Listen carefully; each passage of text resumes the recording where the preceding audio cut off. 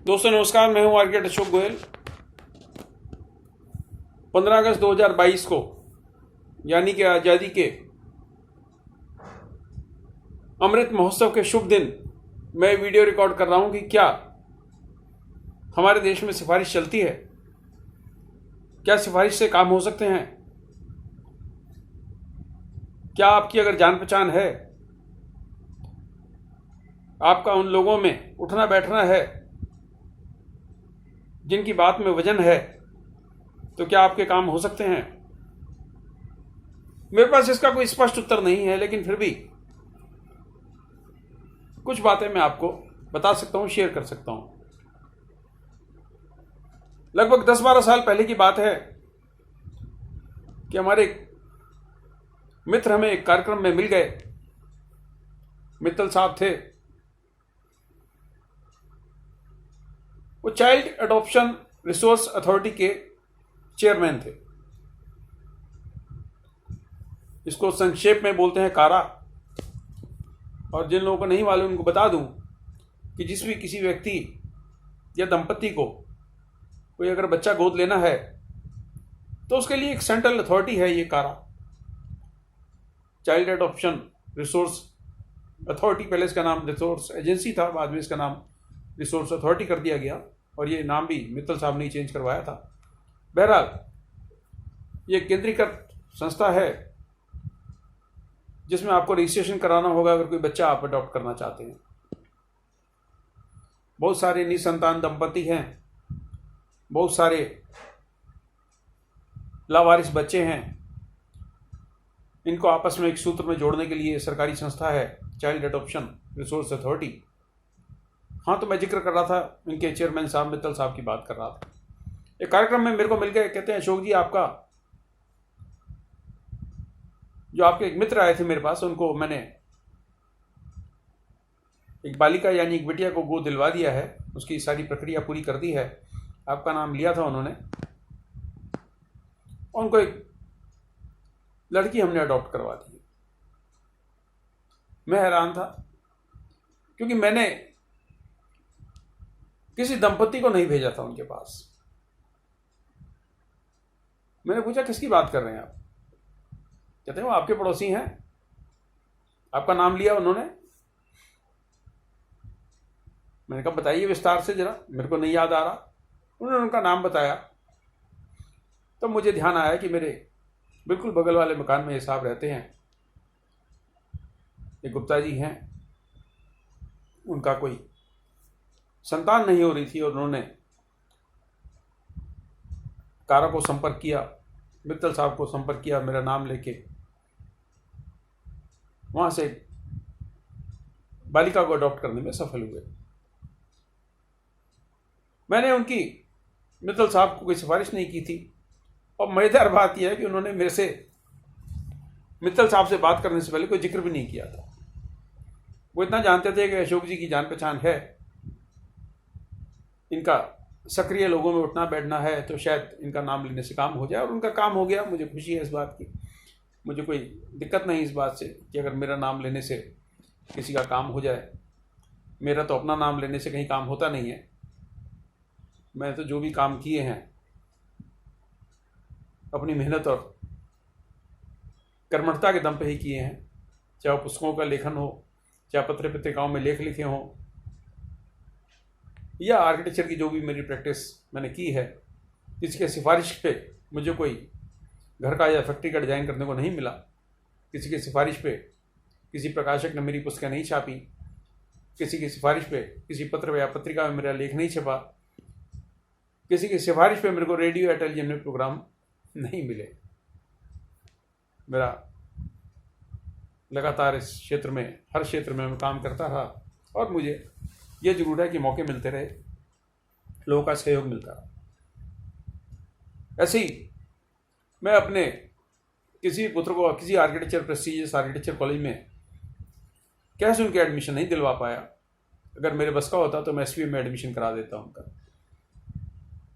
मेरे किसी पुत्र को किसी आर्किटेक्चर कॉलेज में कोई विशेष लाभ नहीं मिला, बल्कि बड़े पुत्र को एक आर्किटेक्चर कॉलेज के HOD थे, उन्होंने मेरे को बहुत बाद में बताया कि अशोक, मैंने तेरे लड़के को पहचान लिया। उसने नहीं बताया था कि जो अशोक गोयल का लड़का है वो, उसको मैंने पहचान लिया। उसके कुछ व्यवहार तेरी तरह के थे। वो आजकल सोनीपत में एक प्रेस्टिजियस आर्किटेक्चर कॉलेज में डायरेक्टर या प्रिंसिपल हैं। SP में मेरे से 1-2 साल सीनियर रहे थे। उत्तरी दिल्ली में ही रहते थे, मेरी अच्छी दुआ सलाम थी। कभी मैंने उनसे जिक्र नहीं किया था कि मेरा लड़का आपके आर्किटेक्चर कॉलेज में पढ़ रहा है। बहरहाल मेरे नाम से संभवतः कुछ लोगों को फ़ायदा हुआ। तो 5-6 साल पहले, शायद 3 साल पहले की बात है, किसी लेडी आर्किटेक्ट ने मेरे से संपर्क किया कि कोई आर्किटेक्चर ऑफिस वाला उसके पैसे नहीं दे रहा है। 1 लाख रुपए के आसपास की उसकी सैलरी आउटस्टैंडिंग हो गई थी। तो उसके पक्ष में मैंने एक वीडियो बना के सोशल मीडिया पे डाला था कि इनका हरेसमेंट नहीं होना चाहिए और युवा आर्किटेक्ट्स को सीनियर आर्किटेक्ट्स द्वारा कोई प्रताड़ित नहीं किया जाना चाहिए। और उसको फ़ायदा हुआ उस वीडियो से। उसकी पूरी सैलरी 5 से 6 दिन में मिल गई। इसी तरीके से 2 साल पहले किसी आर्किटेक्चर स्टूडेंट ने मेरे को संपर्क किया कि उसको जूरी में नहीं बैठने दिया जा रहा क्योंकि उसकी ऑनलाइन फाइलें, ऑनलाइन ड्राइंग्स यूनिवर्सिटी के पास नहीं पहुंची थी, इसलिए उसको इंटरनल में फेल कर दिया गया। उसको मैंने काउंसिल ऑफ आर्किटेक्चर के प्रेसिडेंट को संपर्क करने को कहा और बड़े विनम्रता से COA प्रेसिडेंट ने उसकी सारी बात सुनी, समझी और उसमें मदद की। उसकी यूनिवर्सिटी को ताकीद की कि इसकी ड्राइंग्स आप दोबारा से मंगवा लीजिए, देख लीजिए और उसको इंटरनल जूरी में, एक्सटर्नल जूरी में बैठने की इजाज़त दें।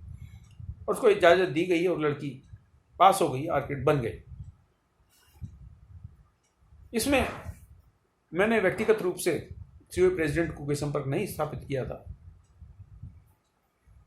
ये उनकी अपनी विनम्रता है और उनकी अपनी सहृदयता है कि उन्होंने एक पीड़ित छात्रा की बात को सुना, समझा और उसकी मदद की, जिससे उसका 1 साल खराब होने से बच गया, उसको जिल्लत होने से बच गई और उसको एक न्याय मिला। मेरा योगदान सिर्फ इतना था कि मैंने उसको इतना मार्गदर्शन किया था कि अगर आप काउंसिल ऑफ आर्किटेक्चर के प्रेसिडेंट साहब को संपर्क करेंगे तो संभवतः आपका समस्या का निदान हो जाए। इसी तरीके से ट्विटर पे मेरे को किसी ने संपर्क किया कि उसका नाटक का सेंटर उसके घर से 200 किलोमीटर दूर डाल दिया गया है। तो उसकी सारी डिटेल लेके मैंने काउंसिल ऑफ आर्किटेक्चर में भिजवाई और बहुत जल्द ही उसका सेंटर उसके घर के आसपास दे दिया गया। अब ये जो सारे मामले थे, चाहे कारा का मामला हो, काउंसिल ऑफ आर्किटेक्चर का मामला हो, नाटा के एग्जाम सेंटर चेंज करने का मामला हो, या आर्किटेक्चर स्टूडेंट का फेल से पास होने का मामला हो, या किसी आर्किटेक्ट का हैरेसमेंट का मामला हो, ये सारे मामले ऐसे थे कि जिसमें मेरी सिफारिश या मेरे संपर्क से किसी का फायदा तो हुआ लेकिन किसी की हानि नहीं हुई। मतलब किसी और का हक मार के किसी और को नहीं दिलाया गया, किसी और की नौकरी छीन के किसी और को नहीं दिलाई गई, किसी और विद्यार्थी को फेल करके किसी विद्यार्थी को पास नहीं किया गया, किसी व्यक्ति का आर्थिक नुकसान करके किसी को सैलरी जबरदस्ती धौंस पट्टी दे के सैलरी नहीं दिलवाई दी गई। जो उसकी सैलरी बनती थी वही सैलरी उसको प्राप्त हुई। जो छात्रा को नियमित रूप से अगर वो इम्तिहान देती या उसकी फाइलें पहुंच जाती तो जो उसके जीवन में होना था वही हुआ। तो ये बात क्या आप कुछ भी अर्थ निकालेंगे कि अब क्या आज़ाद हिंदुस्तान में सिफारिश चलती है? क्या उन लोगों की बात का कुछ वजन पड़ता है जो लोग सामाजिक क्षेत्र में सक्रिय हैं? मैं इतना ही कहूँगा कि मेरे संपर्कों से, मेरा नाम मिलने से, मेरी मदद से अगर किसी का फ़ायदा होता है तो हमेशा तत्पर हूँ, हमेशा तैयार हूँ। मेरी पूरी कोशिश रहती है कि जिसको मैं कुछ जानकारी ऐसी दे सकूं कि उसको लाभ हो जाए, तो मेरा जीवन सार्थक है। शुभकामनाएं। नमस्कार।